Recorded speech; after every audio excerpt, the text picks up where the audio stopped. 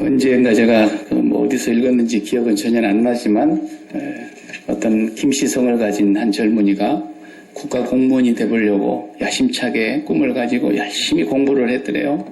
공무원 시험이 요즘 많이 어렵죠. 공무원 시험을 이렇게 열심히 했는데 번번이 떨어지는 거예요. 하도 잘한 사람들이 많아서 뽑는 숫자는 작고 그러니까 또 와서 재수하고 또 삼수하고 사수하고 아주 그냥 될 때까지 하겠다고 일을 몰고 했는데 그 역사 시험에서 국사 시험이 나왔는데 금호 신화를 누가 썼습니까? 이런 문제가 나왔다는 거예요. 금호 신화 소설이거든요. 최초의 우리 조선시대의 최초의 단편 소설인데 금호 신화를 누가 썼습니까? 근데 자기 성인데 두 잔만 더 알면 되는 건데 못 쓴 거예요. 떨어져가지고 너무 그냥 억울하고 분통이 나서 나중에 이제 이 사람이 장가를 들었는데 애를 낳자마자 그냥 이름을 김시습이라고 지어버렸대요. 김시습이 쓴 거거든요. 예. 한이 맺힌 거죠. 예.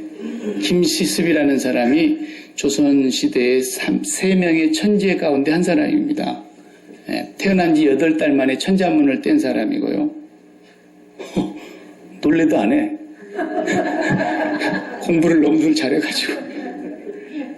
태어난 지 8달 만에 천자문을 뗐어요. 오, 다 읽는 거야, 다 읽는. 그리고 또 5살에 시를 썼다잖아요, 한문으로. 5살에. 아이고, 대단한 거죠. 이 천재 중에 한 사람인데, 이 사람이 생육신의 6사람,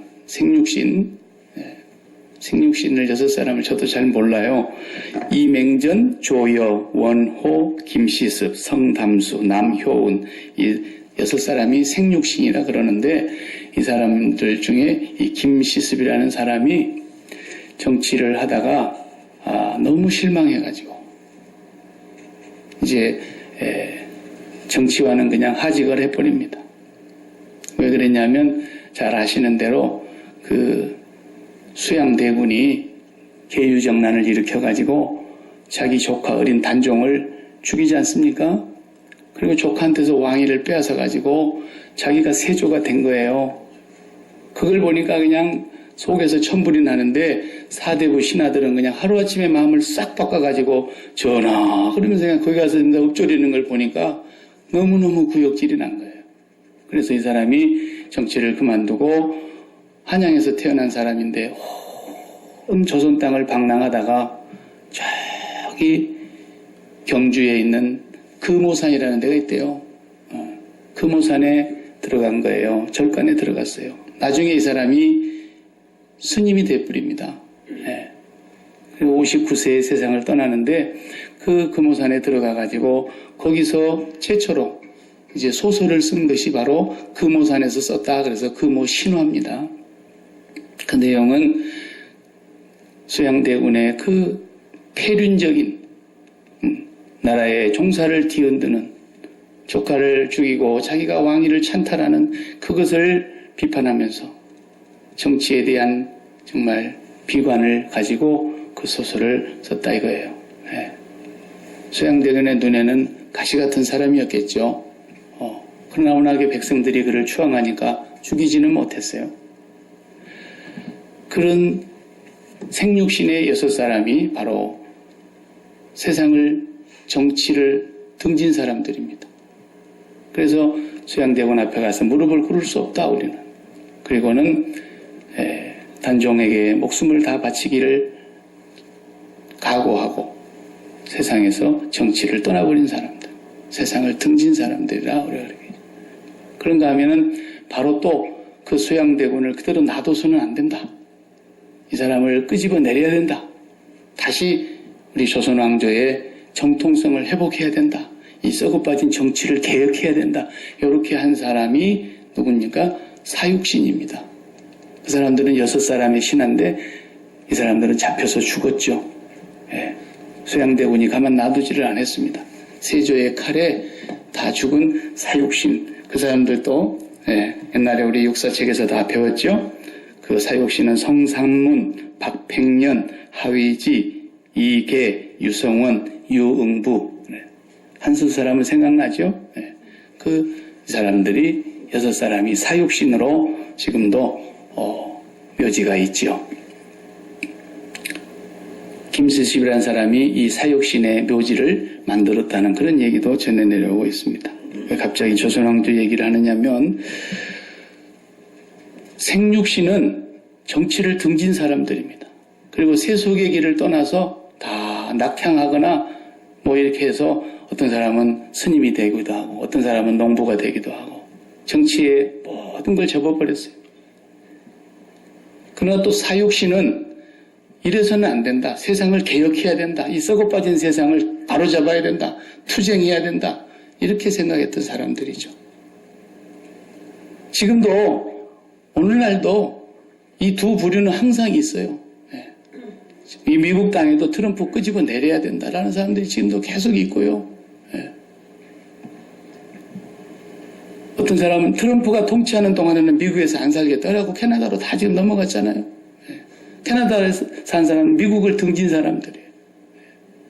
그러면 신앙인의 입장은 어디에 서야 되느냐라는 거예요. 신앙인은 어디에 소속한 사람들이겠어요? 그걸 오늘 다윗을 통해서 우리가 또 배우게 되는 거예요. 신앙인이 세상을 개혁하는 사육신의 입장에 서가지고 이놈의 교회가 썩어 빠졌어. 교회를 개혁해야 돼. 이렇게 하면서 개혁을 부르짖고 깃발을 높이 세우면서 목청을 돋워야 되는 것이 신앙인의 자세냐? 아니면 야, 더 이상 교회는 나가면 안 돼. 그래서 교회를 떠나서 그냥 자기 나름대로 방랑의 삶을 살아가면서 마음에만 하나님 두고 살아가는 거, 그게 옳은 것이냐? 생육신이 맞는 거냐? 이 두 개를 놓고 볼 때에 두 가지 다 우리 신앙인의 자세는 아니에요. 개혁적인 면에서 볼 때 사육신의 입장이 오늘날 피를 끓는 젊은이들에게는 먹혀 들어가는 얘기일 것 같지만 성경에서 말하는 신앙인의 개혁은 뭡니까? 나를 십자가에 못 박는 거예요. 세상의 개혁하고는 달라요. 모두가 다 하나님 앞에서 죄인이기 때문에 나를 개혁해야만 되는 거예요. 나를 개혁하고 나서 주여 내가 죄인입니다. 나 때문입니다. 가정도요. 바르게 되려면 아빠가 다 나 때문이다. 여보 다 나 때문입니다. 부인도 그래 네 때문인지 이제 알겠어. 그러면 이제 그때 싸움이 내는 겁니다. 부인도 그래 여보 무슨 말이냐고.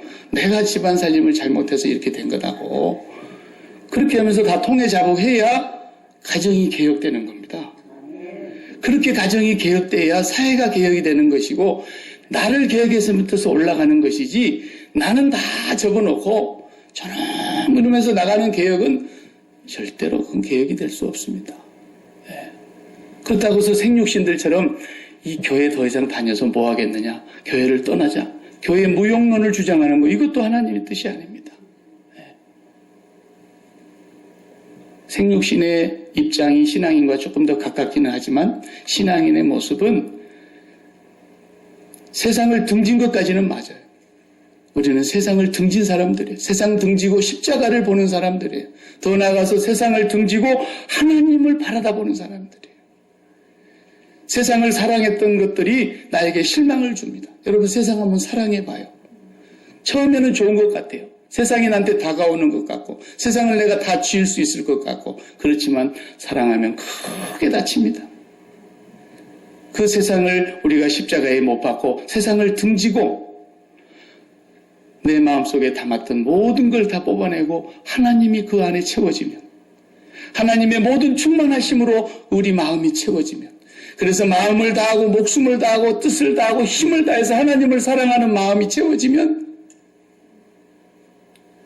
내가 세상을 등져버렸는데도 하나님은 나를 향한 이 땅에 계획이 있기 때문에 하나님 주권자이신 그분이 이 세상을 통치해 가고 계시는 그 계획이 있기 때문에 하나님의 뜻이 이 땅에서 세상을 등진 사람들을 불러가지고 그 일을 하신단 말이에요.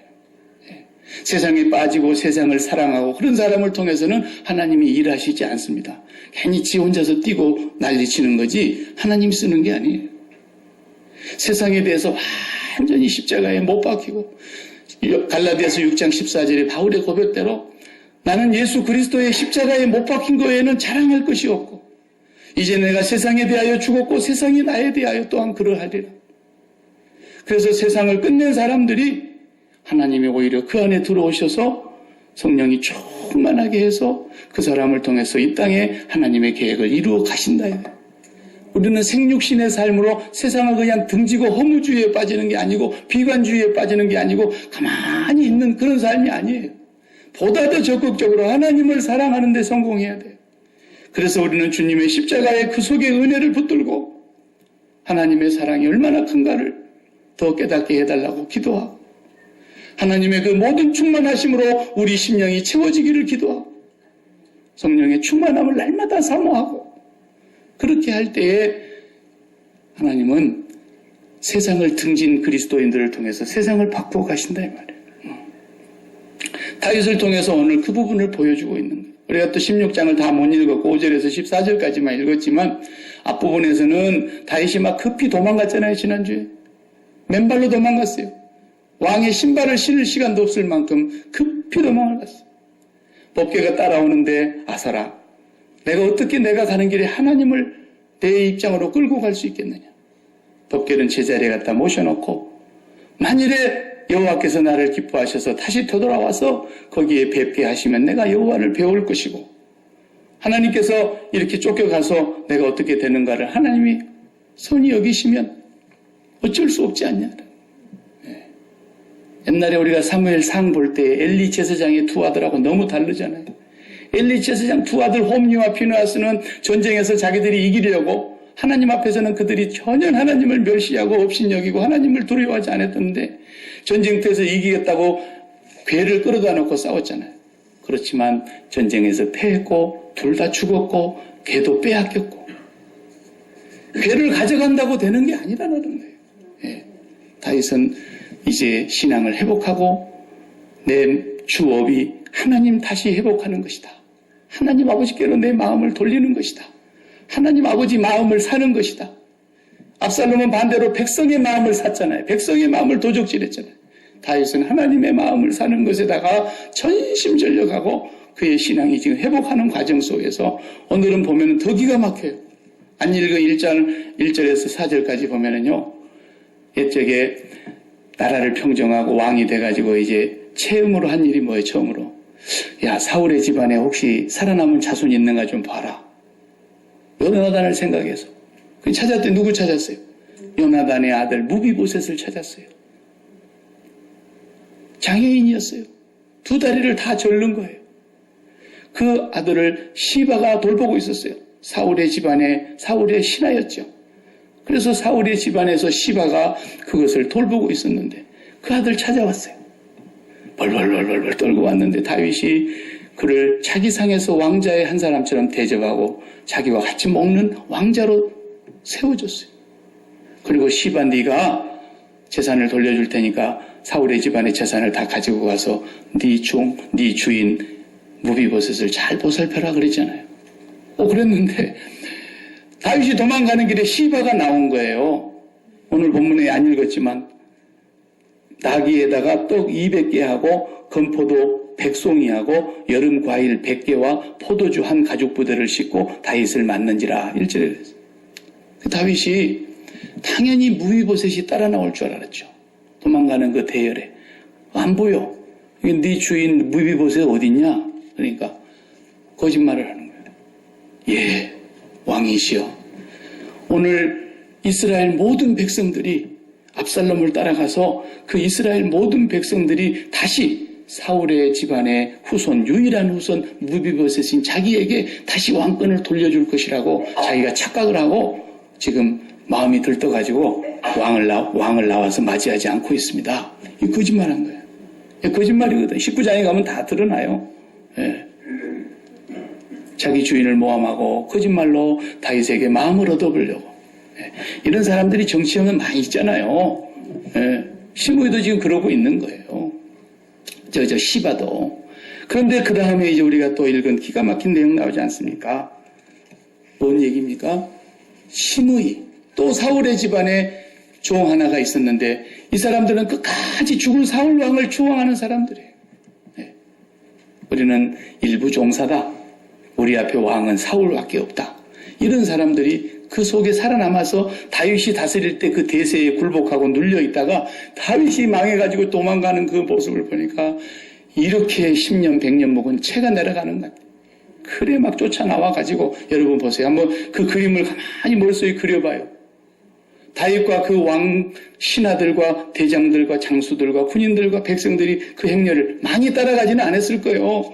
누가 이제 끊어지는 적통을 따라가겠습니까? 이제 무너져 내린 사람을 누가 얼마나 많이 따라가겠어요? 그러나 궁궐 안에 있었던 사람들은 거의 나선 거 아니겠어요? 나섰는데 시므이라는 사울의 집안의 한 하솔이 나오면서 막 저주를 퍼붓는 거예요. 나 다윗에게. 입에도 담도 못할 저주를 했겠죠. 예. 이 쓸모없는 인간, 이 더러운 인간, 피 흘리기를 좋아하는 인간. 그러면서 막 돌멩이들 던졌다 그랬어요. 그리고 따라오면서 한 번만 한 게 아니라 끝까지 따라오면서 뒤에서 고래고래 소리를 지르면서 막 흙먼지를 일으키면서. 예. 그 장면을 여러분 연상해 보세요. 다윗이 지금 급히 빠져나갑니다. 얼마나 몸과 마음이 참담했겠습니까? 우리가 마지막 14절에도 읽었지만 그들이 어느 정도 갔다가는 너무 피곤해서 쉬었다 그랬잖아요. 도망가는 길이 급하지만 여기서 좀 쉬자. 마음만 몸만 아니죠. 몸과 마음이 다 너무너무 지친 거예요. 그래가지고 빠져나가고 있는 이 일행을 향해서 시므이가 막 돌을 던지지 않습니까? 근데 다윗이 어떻게 하는지 우리가 방금 읽었죠? 다윗의 장수 용사 중에 몇 사람이 다 호위하고 가는데 그 중에 요압의 동생 아비새가 왕이시여. 제가 좀 말을 보태면 우리가 도망가는 길이 아무리 급해도 저놈은 죽이고 가야 됩니다. 저한테 말 한마디만 하시면 제가 가서 목을 베버리고 오겠습니다. 그랬잖아요. 근데 다윗이 뭐라 그래요? 야, 수르야의 아들들아, 너희들이 나하고 무슨 상관이 있길래 오늘날 네가 죄 없는 사람을 죽이려 그러냐. 너희들이 그러면 내가 잘못하는 거나 마찬가지인데. 그러니까 그렇게 하지 마라. 도리어 뭐라 그래요? 하나님이 저에게, 여호와께서 저에게 다윗을 저주하라 하심이니. 야, 대단합니다, 여러분. 우리가 예수를 믿고 뭐 십자가의 은혜 어쩌고 저쩌고 맨날 애써도요, 그냥 기분 나쁜 전화 한 통화만 받으면 밤새 잠을 못 자고 날이 새기를 기다리고 있잖아요.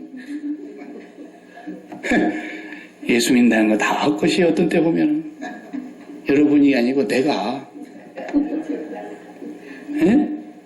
사람이라는 존재가 말이죠, 큰 소리 들어가지고 상처받는 것보다도요 조그마한 얘기에 상처받습니다. 그냥 분통 터지고 내가 요즘 이래서 말 안 하고 저래서 말 안 하고 살았더니 저기 나를 완전히 병신으로 하네. 밤새도록 이제 집을 지었다 무눴다 그러면서 날이 새기를 기다리고 전화 한 통화 받고. 그것이 신우일 수도 있고, 그것이 시어머니일 수도 있고, 그것이 자기 자식일 수도 있고요. 심지어는 사람 마음이라는 게. 다윗이 지금 쫓겨가는 이 마음이 보통 마음입니까? 그런데 거기다 대놓고 뒤에서 막 욕을 하니까 이미 대세는 기울었다 이거죠. 거기다가 우리 흔히 하는 말로 칼로 짠 데다가 소금을 막 쳐 바르고 고춧가루를 막 부어 대잖아요. 그러니 이게 얼마나 속에서 분통 터질 일입니까? 내가 지금은 간다마는 나중에 돌아와서 보자. 이럴 수도 있잖아요. 근데 나중에 이제 19장에 나와요. 사실은 다윗이 이제 압살롬의 반란이 진압되고 압살롬이 죽고 다윗이 다시 환궁해서 궁궐로 돌아오는 날 제일 먼저 나온 사람이 누군지 아세요? 시므이예요. 그냥 달려나와가지고 제일 먼저 나와가지고 왕 앞에 납작이 엎드려가지고 살려주십시오 그러잖아요. 제가 제일 먼저 나왔습니다. 이런 게 민심이라는 거예요, 민심. 여러분, 민심이 천심이라고요? 웃기는 소리 하지 말라 그랬어요. 다윗이 어떤 임금입니까? 사울은 천천히지만 다윗은 만만이로다. 그랬던 백성들이에요. 그래도 10년 동안 다윗을 죽이려고 했다가요, 또 다윗이 왕위에 올라가서 이스라엘까지 다 평정이 되고 나니까 우리 다윗 왕이시여 하던 그 사람들이 압살롬에게 금방 마음을 다 빼앗기고 다윗을 그냥 돌로 치잖아요. 민심이 천심이라고요. 민주주의 사람들은 그 말을 많이 이용해 먹는데 아니에요. 세상을 등진 사람들이라는 것, 신앙인에 소속한 세상을 등진 사람이라는 것은요, 민심을 보는 것이 아니에요. 하나님께 점수를 따려고 천심을 보는 거예요. 천심을. 하나님한테 인기가 있어야 된다고 말 쉽게 말하면 세상의 모든 정치인이나 연예인이나 예술인, 탤런트 누구라도 세상에서 인기를 얻고 세상에서 높임을 받고 세상에서 이름이 높아지는 것을 다 추구하죠. 그러나 신앙인은 그러면 안 된다는 거예요. 신앙인은 내가 세상이 다 나를 옳다 그래도 온 세상이 나를 떠받들어도요, 하나님이 너 내 마음에 안 든다 그러면 끝나는 거예요. 온 세상이 나를 다 저거 이해할 수가 없어. 저 미친 거 아니야 저거. 제정신으로 저럴 수가 있어. 그런 사도 바울 같은 사람. 예? 아니 왕 앞에 잡혀가가지고 재판을 받는 자리에서 자기 살아날 궁리는 안 하고 왕이요. 오늘 내가 이렇게 묶인 거 빼놓고는 당신이 나와 갔기를 바랍니다. 이렇게 말하는 그 바울 같은 사람, 정신 나간 사람 아닙니까? 예? 사람이 지금 5,000명이 앞에 때를 구름대처럼 몰려와 있는데, 주님, 여기 물고기 2마리하고 버릇떡 5개가 있는데, 요거 미친 사람입니다, 이거. 누가 똑똑한 사람이에요? 빌립이 똑똑한 사람이죠. 선생님, 지금 여기 시장기만 면하게 하려고 해도 한 200데나리온이 드는데, 계산이 그렇게 빨라요. 계산기가 없어도. 그 사람이 똑똑한 사람이고, 합리적인 사람이고, 이성적인 사람이고, 공부 많이 한 사람이에요. 네. 하나님은 그렇게 정신 나간 사람 같은 사람을 통해서 오늘 또 일하세요. 왜 그래요? 세상을 등졌기 때문에 그런 거예요. 세상을 등지고 하나님을 바라다 보는 사람. 하나님께 인기를 얻으려고 하는 사람. 그런 사람이 성경에 수없이도 많죠. 하나님이 진짜 내가 제일 마음에 드는 사람 하나 있는데 하나님이 자랑했어요. 누구한테? 세이탄. 사탄한테. 사탄아, 네 봤냐? 내 종을 유의해서 봤냐? 그와 같이 정직하고 순전하여 하나님을 경외하고 악에서 떠난 자가 세상에 없다. 욥은 십자가를 쫓는 예수 그리스도의 제자의 표상이에요. 구약에서. 예. 욥기서는 정말 복음서 중에 복음서예요. 예. 그게 다윗이 그런 사람이었다 이거죠. 쫓겨가면서 그냥 죽이고 가고 싶은 거야. 용사들은 아무리 급해도 저걸 죽이고 가고 싶은 거야. 그런데 다윗은 그렇지 않습니다. 덮기를 돌려보내면서 여호와께서 나를 기뻐하셔서 다시 되돌아와서 그 자리에서 하나님을 뵙게 하시면 내가 인사드리겠고 그렇지 않으면 당신이 선히 여기시는 대로 할 수밖에 없지 않냐. 이렇게 가고 있는 이 사람이 저주하고 따라오는 시므이를 향한 태도를 보니 그리스도인은 뭐냐면요. 세상을 등진 사람들은 정말 우리가 세상을 빠져나간 사람이라니까요. 에클레시아. 세상에서 불러냄을 받은 무리들 이런 뜻 아닙니까? 세상에 살고 있고 세상에 발을 디뎌도 마음이 세상에서 빠져나간 엑소더스 출애굽한 사람들처럼 출세상한 사람들이라 이 말이에요. 세상을 진짜 등진 그리스도인은 자기 정체성을 바로 회복하게 되는 거예요. 내 정체성이 왕이 아니라는 거예요. 자기의 위치를 왕의 자리에서 보고 있질 않아요. 이제 내가 왕 된 것은 민심으로 인해서 얻은 게 아니라 천심에 의해서 내려온 것이다 라는 거죠. 이걸 보고 우리가 낙하산 인사라 그러잖아요. 낙하산 인사예요. 전문적인 자리, 아주 거기는 정말 공부 많이 하고 거기에 대한 조예가 깊고 경험이 많은 사람이 있어야 될 그 자리에 그냥 정치하는 사람들이 권력으로 이렇게 낙하산 인사를 했잖아요. 또 우리나라도 그런 예가 얼마나 많습니다. 어느 대통령은 자기가 대통령하는 재임 시절에 자기 고등학교 자기 반 학생들을 한 사람도 빼지 않고 다 등용했대요. 진짜 그런 대통령이 어디 있습니까 세상에. 아무래도 그렇지. 그런데 기독교의 신앙의 관점에서 보면은 우리는 모두가 다 낙하산 인사가 맞아요. 우리가 지금 다 전문가라서 지금 여기 앉아 있는 게 아니에요. 아, 목사요? 목사가 무슨 목회 전문가라고요? 웃기는 소리 하지 말라 그랬어요. 목사가 교인의 민심을 얻기 위해서 있는 존재가 아니에요. 하나님 앞에 점수를 따려고요. 하나님 앞에 잘 보이려고 저도 나름대로 애를 쓰는 거지. 우리 성도들이 내 말 듣고 상처받으면 어떡할까. 그래서 내가 할 말 못하고 그런 사람 아니라는 거 아시죠? 네. 날마다 죽으라 그러니 누가 기분 좋겠어요. 다 살고 싶어서 발버둥 치고 있는데 죽어가는 사람들 보고 더 죽어라 그러니 말이야. 박 목사는 도대체가 말이야. 덜 죽어서 그러니까. 덜 죽어서 그러니까. 그래서 우리 그리스도인의 정체성은, 목사의 정체성이 뭐예요? 하나님 앞에서 내가 제일 죄가 많은 사람입니다. 이걸 알고 있는 사람이 목사예요. 내 정체가 어디에 있습니까? 그리스도가 십자가에 달려있는 저 자리가 바로 내 자리입니다. 그렇기 때문에 그 정체성을 바르게 가지고 있고 나면은 신무이 같은 사람이 와서 나한테 돌을 던져도 그걸 넘어설 수 있는 거예요. 저도 무진장에 험한 소리 많이 듣고 살았어요. 인생 살면서. 얼마 안 살았어도. 그래도 그때마다 내가 어떻게 그걸 넘어놨겠어요. 나는 그러면 니는 뭐냐? 그러고 내가 사탄이면 너는 오탄이냐? 그러고 달라들었지 않았어요. 어떻게 이깁니까 그걸? 주님을 바라보는 거예요. 전능하신 하나님, 그분이 없이는 지음받은 것이 하나도 없는 그분이 이 땅에 사람으로 오셨을 때 사람들은 그를 조롱했어요. 눈을 가려놓고 주먹으로 치면서 네가 선지자라면 누가 때리는지 알아맞혀 볼래? 침을 뱉었어요. 갈대로 머리를 치며 희롱했어요. 십자가에 못 박아놓고 내려오라고 그러면서 하나님의 아들이라면 네가 한번 재주를 부려보라는 거였어요. 그래도 주님은 십자가에서 죽으셨어요. 왜? 그 자리가 내 자리이기 때문에. 나를 살리려고. 그 정체성을 가지고 살아가는 사람은, 세상을 등진 사람은 어떤 것도 다 견뎌낼 수 있는 거예요. 다윗이요, 도망가면서 쓰기야 했겠습니까? 도망간 뒤에 쓴 시가 하나 있어요. 150편 중에 딱 한 편이에요. 한번 찾아보세요. 시편 3편입니다. 시편 3편이 다윗이 도망가고 나서 어느 시점에 썼는지는 모르나 하여튼 그 피난길에 망명 생활할 때 쓴 거예요.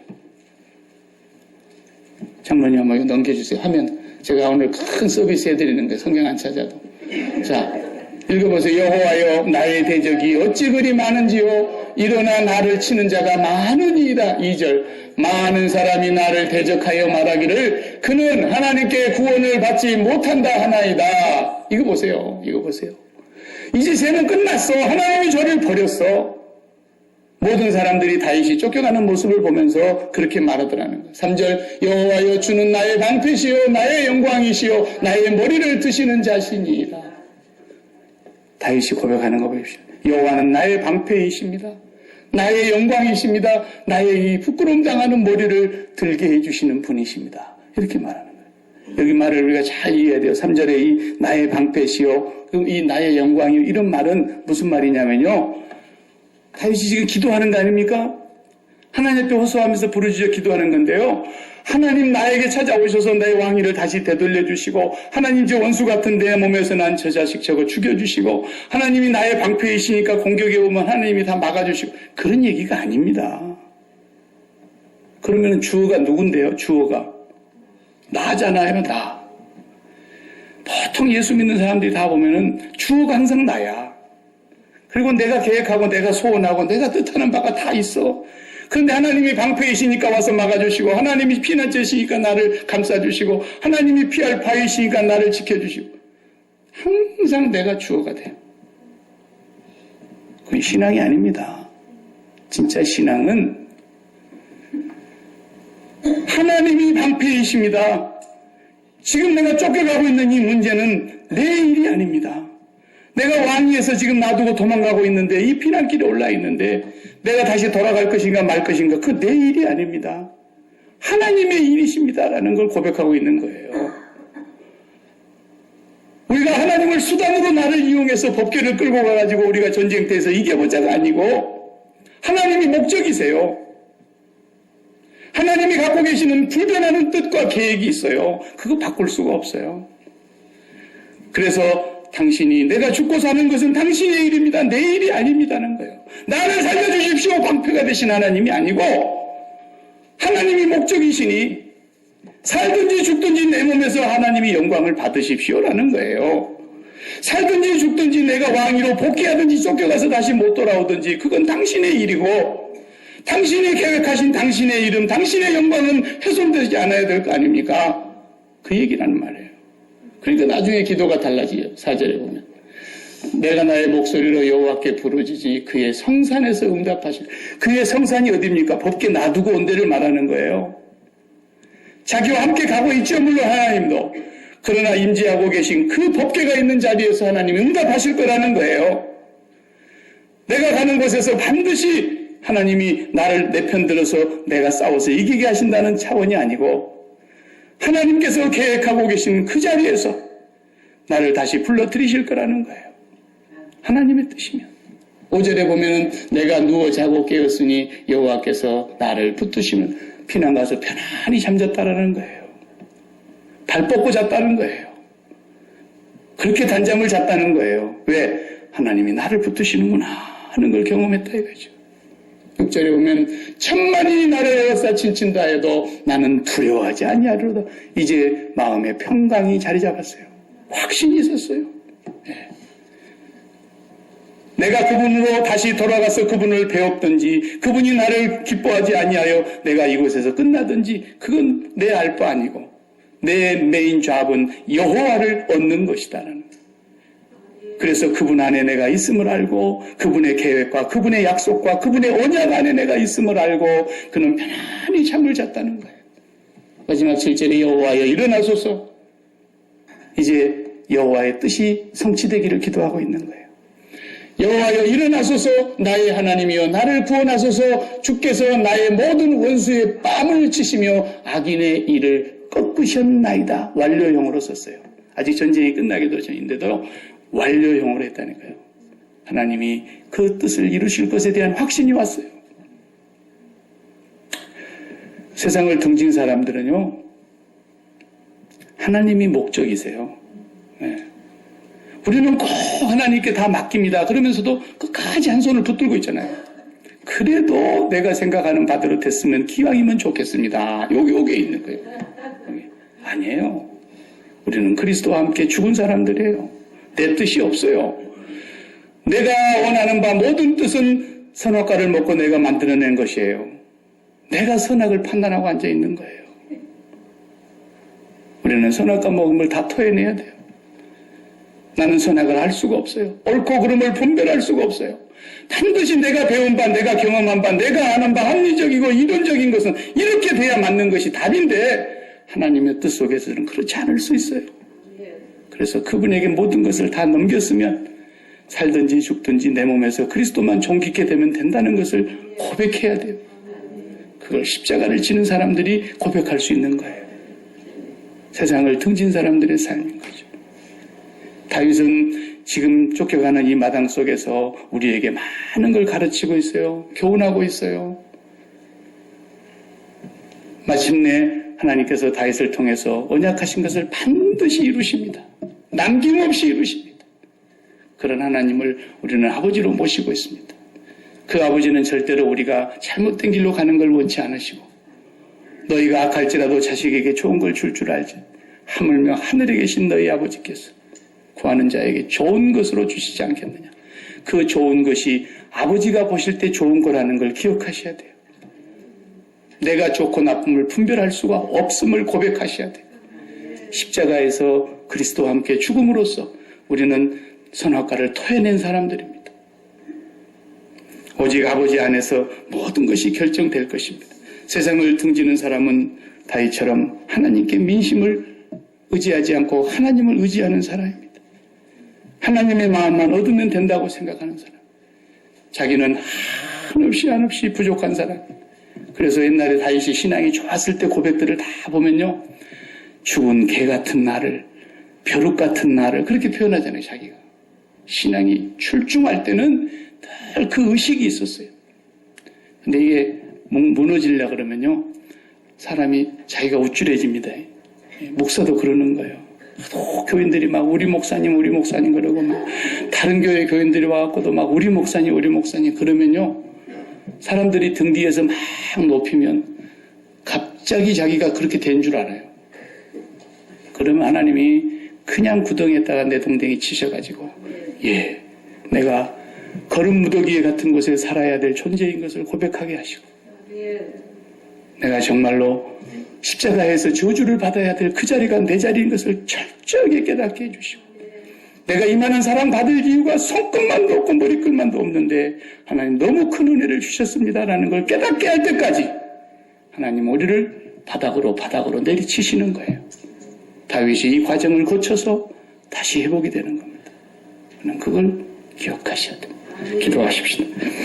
하나님, 세상을 등진 사람, 세상이 싫어서도 아니고 세상이 더러워서도 아니고 하나님을 너무 사랑해야 되겠는데 하나님과 세상을 같이 사랑할 수 없기 때문에, 하나님과 돈을 같이 섬길 수는 없기 때문에 오늘 우리는 아버지 하나님을 더 사랑하기 위해서, 아버지를 더욱더 마음에 품고 아버지를 섬기고 경외하기 위해서 그리스도와 함께 세상을 십자가에 못 박은 자들이 된 것을 감사합니다.